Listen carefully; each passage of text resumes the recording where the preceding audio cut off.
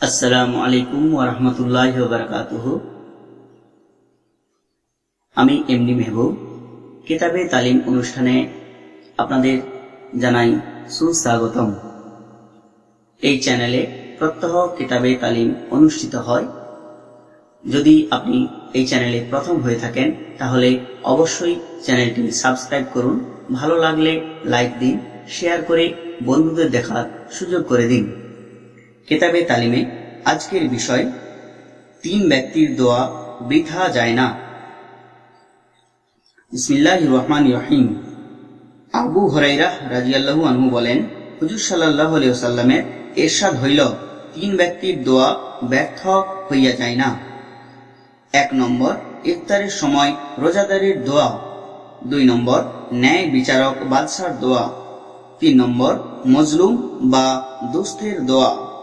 আল্লাহ পাক তাহার দোয়া মেঘের উপর উঠাইয়া লন। আসমানের সকল দরওয়াজা তাহার জন্য খুলিয়া যায় এবং বলা হয় যে, আমি নিশ্চয়ই তোমাকে সাহায্য করিব, তবে প্রয়োজনে তা বিলম্ব হইতে পারে। আহমদ শরীফ। ফায়দা।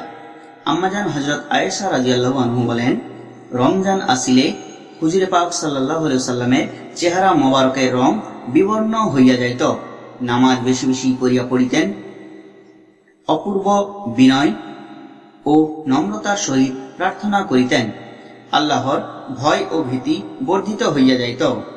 অন্য রিওয়ায়াতে আম্মাজান বলেন, রমজানে হুজুর সাল্লাল্লাহু আলাইহি ওয়াসাল্লাম শয্যা গ্রহণ করিতেন না।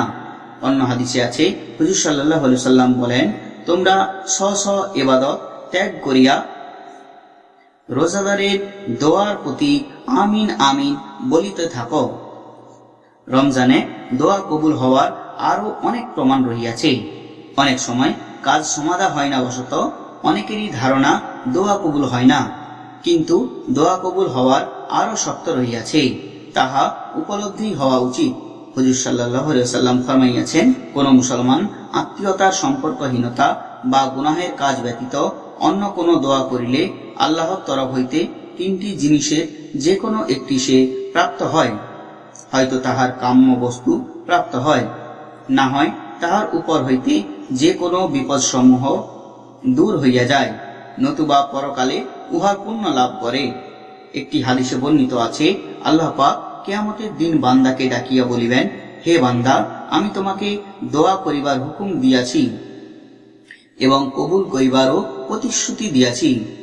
তুমি আমার নিকট দোয়া করিয়াছ। বান্দা বলিবে, জি হ্যাঁ। আল্লাহ পাক বলিবেন, তুমি এমন দোয়া করো নাই যাহা আমি কবুল করি নাই। তুমি অমুক দোয়া করিয়াছিলে, তাহার ফলাফল কিছু পাও নাই, উহার বিনিময়ে কিন্তু আমি তোমার জন্য অন্য সওয়াব রাখিয়াছি। এইভাবে সব দোয়াও তাহার ফলাফল বর্ণনা করিতে থাকিবেন। কিছুটা দুনিয়া ও আখিরাতে ফলাফল দেখিয়া যে আশঙ্কা করিবে, আফসোস যদি দুনিয়াতে একটা দোয়া কবুল না হওয়া সময়টা আখিরাতের জন্য হইত। মূল কথা, দোয়া অত্যন্ত জরুরি বস্তু, উহার ফলাফল না দেখিলে ধৈর্যহারা হইতে নাই। বস্তুত আমরা না বুঝিয়া অনেক অনুপযোগী প্রার্থনাও করিয়া থাকি, কিন্তু দয়াময় আল্লাহ যাহা আমাদের জন্য কল্যাণময় তাহাই করিয়া থাকেন। অনেক স্ত্রী পুরুষকে দেখা যায়, তাহারা স্বীয় সন্তানদিগকে বদদোয়া করিতে থাকে। যখন মুসিবত আসিয়া পড়ে তখন হাই হাই করিয়া ফিরে, কিন্তু তাহারা জানে না উক্ত বিপদ নিজেরাই টানিয়া আনিয়াছে। হুজুর পাক সাল্লাল্লাহু আলাইহি ওয়াসাল্লাম ফরমাইয়াছেন, আপন জান মান আওলাদ ও খাদেমদের বদদোয়া দিও না, কারণ হইতে পারে সেটা খাস ওয়াক্তে পতিত হইবে ও কবুল হইয়া যাইবে।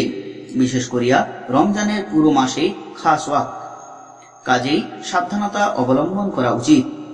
হযরত ওমর রাদিয়াল্লাহু আনহু হুজুর সাল্লাল্লাহু আলাইহি ওয়াসাল্লাম হইতে বর্ণনা করেন, রোজাদারের ক্ষমা অবশ্যম্ভাবী, আর প্রার্থনাকারী ব্যর্থ মনোরথ হইবে না।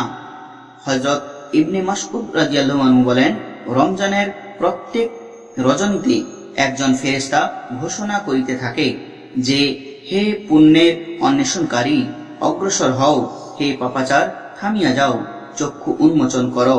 সে আবার বলে, ক্ষমা প্রার্থীকেই মার্জনা করা হইবে।